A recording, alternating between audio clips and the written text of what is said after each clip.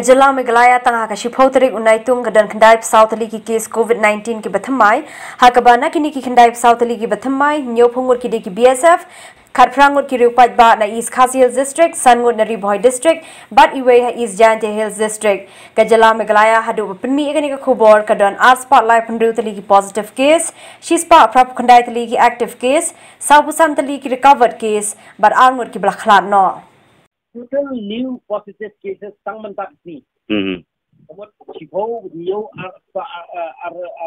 mentak nama. Kendai pesau. Kendai pesau. Okay. Mo. BSF new ho. Okay. Riboy San. Okay. East Jante Hills Iway. Okay. East Khasi Hills Khatpra. Khatpra kini ki doktor?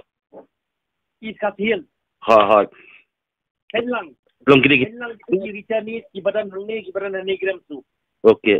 Ha. Mereka saya lah saya mo. So, ini kipoi kendai pesau. Tang mentak kesini. Tang mentak kesini mo. Kemudian total active case mentang di dalam sispa berapa kendai? Sispa. Berapa kendai? 189. Ha. Okay. 189 active case ni. Ha. East Khasi di dalam sispa nrepuai. Kalau sispa nrepuai. Okay. Ha. BSF nak gini East Khasi Hills ni BSF ni dalam sispa lagi kuat. Dah sispa lagi kuat ha. Air Force R.